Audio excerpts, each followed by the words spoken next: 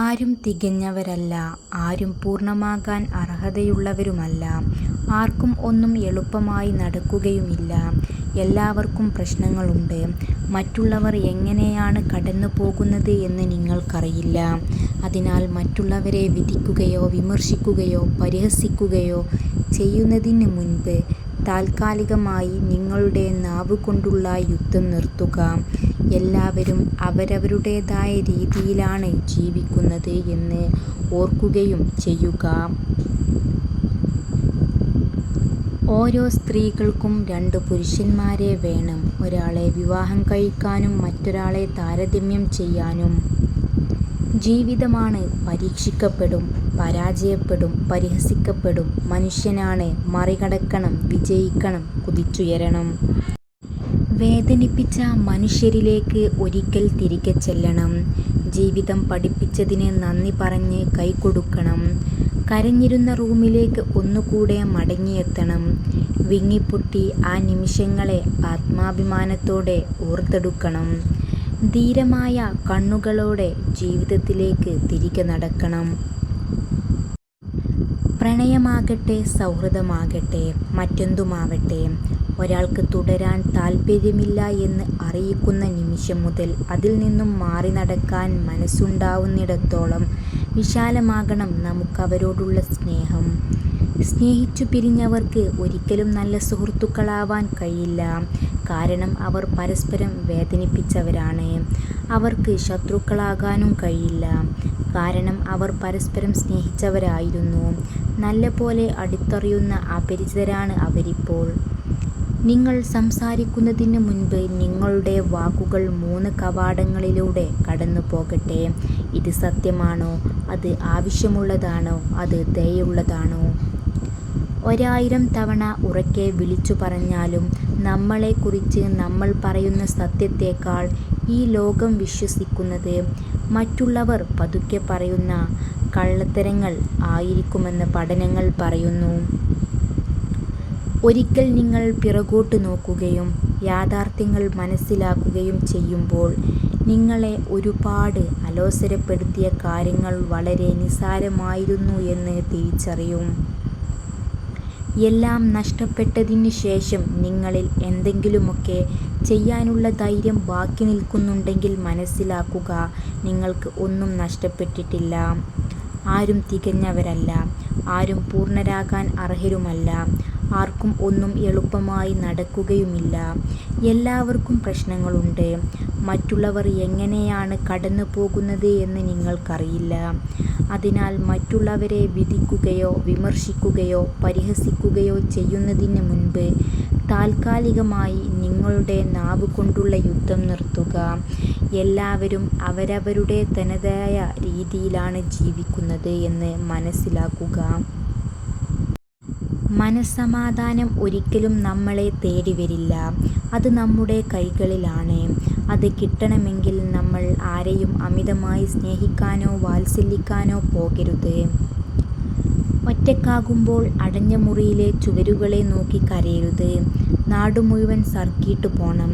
വഴിയിൽ കാണുന്നതിനെയൊക്കെ കണ്ണു തുറന്ന് കാണണം, കേൾക്കണം. പരിചയമില്ലാത്തവരെ നോക്കി ചിരിക്കണം. തിരികെ കിട്ടുന്ന ചിരികൾ ഓരോന്നും പോക്കറ്റിലിട്ടു വെക്കണം. യാത്രയിൽ കിട്ടുന്ന സൗഹൃദങ്ങളോട് പറയണം, നമ്പർ ചിത്രങ്ങളോ ശേഷിപ്പുകളോ സൂക്ഷിക്കരുത്. ചിലപ്പോൾ വീണ്ടും കണ്ടുമുട്ടിയേക്കാം. വീണ്ടും കാണുമ്പോൾ ഓർക്കുന്നതെങ്കിൽ പിന്നെയും പലവട്ടം കാണും. ട്രെയിനിൽ നിന്നും ഇറങ്ങുമ്പോഴേക്കും അവരെയും മനസ്സിന്ന് ഇറക്കി വിടണം. ആർക്കും അവിടെ തീറെഴുതി കൊടുക്കരുത്. ആരുടെയും ഇടങ്ങളിലേക്ക് അനുവാദമില്ലാതെ ഇടിച്ചു കയറരുത്. അലയുക ഇങ്ങനെ ഒരാളിലേക്ക് ആവാഹിച്ച ലോകത്തെ കെട്ടഴിച്ചു വിടുക. അതൊരു അപ്പൂപ്പൻ താടി പോലെ പറന്നങ്ങ് പൊയ്ക്കോളും. അപ്പോൾ ഒരിക്കലും ആരും ഒറ്റക്കാകില്ല. നമുക്ക് ചുറ്റും ഒരുപാട് പേരുണ്ടാകും. നമ്മുടെ കൂടെ ചിരിച്ചവരും കരഞ്ഞവരും അവസാനം വരെ കൂടെ കാണണമെന്നില്ല. എന്നാൽ സന്തോഷങ്ങളും ദുഃഖങ്ങളും നിറഞ്ഞ ഓർമ്മകൾ എന്നും നമുക്ക് കൂട്ടിനുണ്ടാകും. എല്ലാം തികഞ്ഞവരായി ആരുമില്ല. പോരായ്മകൾ മനുഷ്യ സഹജമാണ്. പക്ഷേ ആ പോരായ്മകൾ മറ്റുള്ളവർ ചൂണ്ടിക്കാണിക്കുമ്പോൾ അതിനെ വിമർശിക്കുകയല്ല ചെയ്യേണ്ടത്.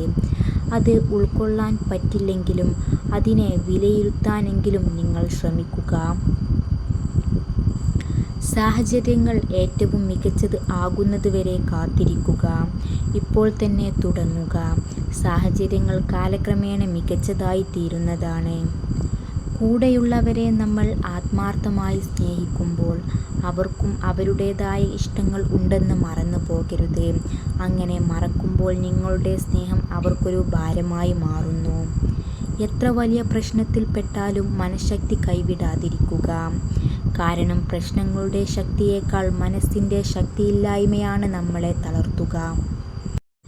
നിങ്ങളെ ഇഷ്ടപ്പെടുന്നവരെ ഒരിക്കലും ദുരുപയോഗം ചെയ്യരുത്. നിങ്ങളെ ആവശ്യമുള്ളവരോട് ഒരിക്കലും തിരക്കിലാണെന്ന് പറയരുത്.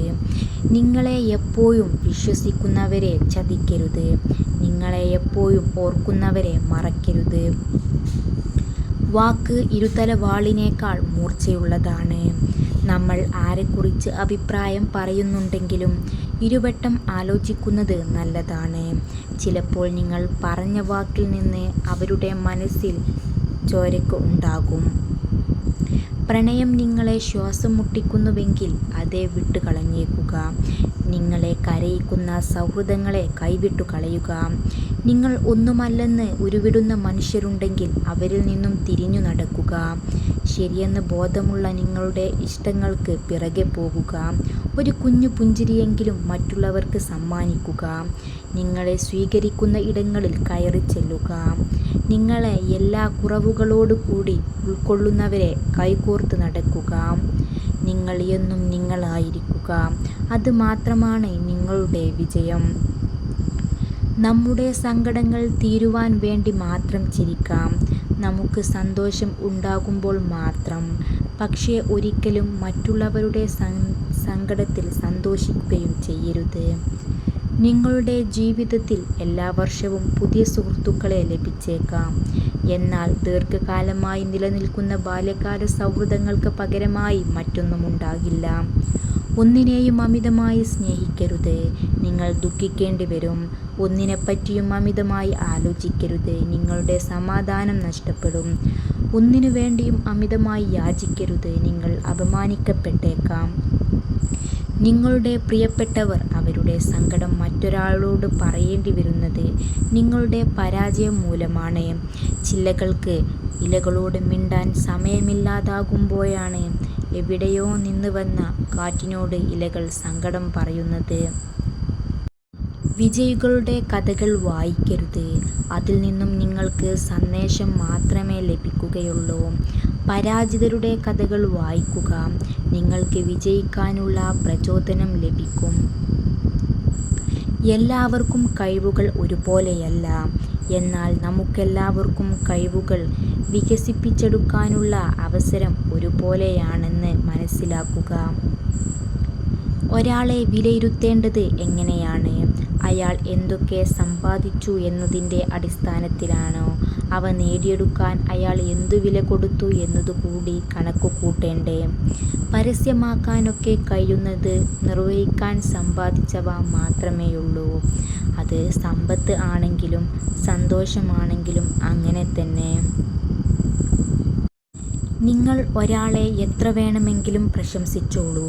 പക്ഷേ അപമാനിക്കുമ്പോൾ ഒരു നിമിഷം ചിന്തിക്കണം.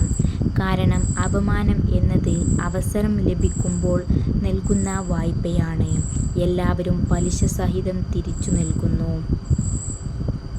ഇങ്ങനെ ചെയ്തില്ലെങ്കിൽ നിങ്ങളെ ആരും ബഹുമാനിക്കില്ല. അതായത് 1. മുഖത്ത് പുഞ്ചിരി വിടർത്തി ആത്മവിശ്വാസം പുലർത്തുക. 2. ആളുകളെ കാണാത്ത പോലെ നടക്കരുത്. അവരുടെ കണ്ണുകളിലേക്ക് നോക്കുക. 3. മറ്റൊരാളെ കീഴ്പ്പെടുത്താനുള്ള കഴിവുണ്ടാവണം. അതെന്നു കരുതി അങ്ങനെ ചെയ്യുകയും അരുത്. 4. നിങ്ങളെ ബഹുമാനിക്കുന്നവരെ ബഹുമാനിക്കുക. അല്ലാത്തവർക്ക് ഒരിക്കലും ബഹുമാനം നൽകരുത്. 5. ആരെങ്കിലും നിങ്ങളോട് മോശമായി പെരുമാറുന്നുവെങ്കിൽ അതിൽ നിന്ന് ഒഴിഞ്ഞു മാറുക. കാണാതിരിക്കുമ്പോൾ കാണണമെന്ന് തോന്നാറുണ്ടോ? തനിച്ചിരിക്കുമ്പോൾ സംസാരിക്കണം എന്ന് തോന്നാറുണ്ടോ? കാണുമ്പോൾ നെഞ്ചോട് ചേർക്കണം എന്ന് തോന്നാറുണ്ടോ? കൂടെയുള്ളപ്പോൾ ഹൃദയം നിറഞ്ഞപ്പോൾ തോന്നാറുണ്ടോ? പിണങ്ങുമ്പോൾ ലോകം ശൂന്യമായ പോലെ തോന്നാറുണ്ടോ? അതാണ് യഥാർത്ഥ പ്രണയം. വിവാഹം ഒരു തരത്തിൽ ജോലി കിട്ടും പോലെയാണ്. ചിലർ ആ ജോലി എൻജോയ് ചെയ്യുന്നു, മറ്റു ചിലർ റിസൈൻ ചെയ്ത് മറ്റൊന്ന് തിരഞ്ഞെടുക്കുന്നു. പിന്നെ ഒരു കൂട്ടം ഡൊണേഷൻ കൊടുത്ത് പോയതുകൊണ്ട് മാത്രം റിട്ടയർമെന്റ് വരെ തള്ളി നീക്കുന്നു. ചിലരിപ്പോഴും ഇന്റർവ്യൂവിലാണ്. ഇതൊക്കെ കണ്ട് ചിലർ തൊഴിൽ രഹിതരാവാൻ ആഗ്രഹിക്കുന്നു. നിങ്ങൾ ദുഃഖിച്ചിരിക്കുമ്പോൾ ജീവിതം നിങ്ങളെ നോക്കി കളിയാക്കും. നിങ്ങൾ സന്തോഷിക്കുമ്പോൾ ജീവിതം നിങ്ങളെ നോക്കി ചിരിക്കും. എന്നാൽ നിങ്ങൾ മറ്റുള്ളവരുടെ സന്തോഷത്തിന് കാരണമാകുമ്പോൾ ജീവിതം നിങ്ങളെ നോക്കി സല്യൂട്ട് ചെയ്യുകയും ചെയ്യും എന്നതാണ് വാസ്തവം.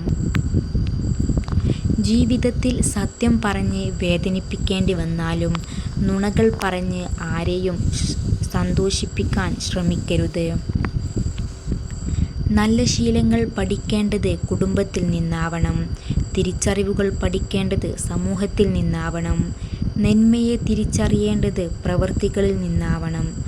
നമ്മളെ തിരിച്ചറിയേണ്ടത് നമ്മളിൽ നിന്ന് തന്നെയാവണം. അതാണ് വിജയം. കൊച്ചു കൊച്ചു കാര്യങ്ങളിൽ സന്തോഷിക്കുക.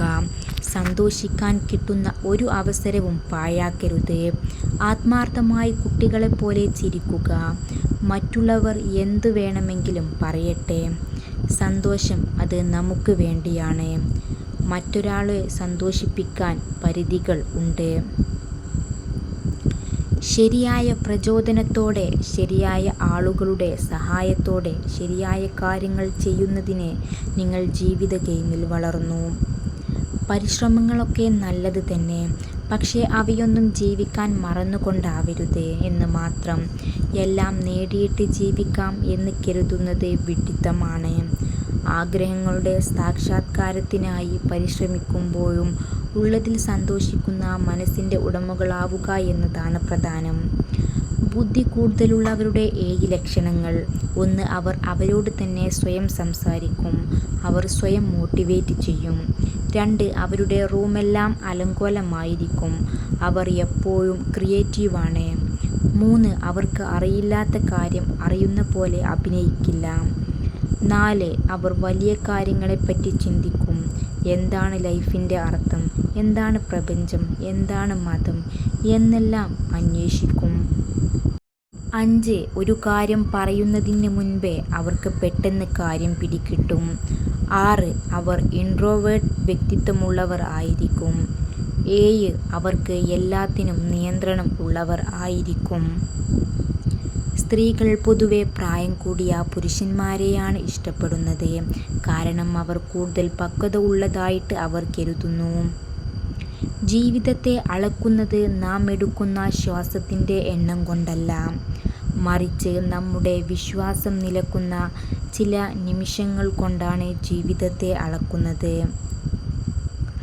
നിങ്ങളുടെ ചിന്തയ്ക്ക് പരിധി നിശ്ചയിക്കുകയാണെങ്കിൽ അതിനപ്പുറമുള്ളത് നിങ്ങൾക്ക് ഒരിക്കലും ലഭിക്കില്ല. കാലങ്ങൾ കടന്നു പോകുമ്പോൾ എല്ലാവരിലും മാറ്റങ്ങൾ സംഭവിക്കും. ഇത് നമ്മളെ ചേർത്തു നിർത്തിയവർ നാളെ നമ്മളെ മാറ്റി നിർത്തിയേക്കാം. അവരുടെ മനസ്സിലെ മുൻഗണന മാറുമ്പോൾ നമ്മുടെ സ്ഥാനത്തിലും മാറ്റം വരാം എന്നുള്ളതാണ്.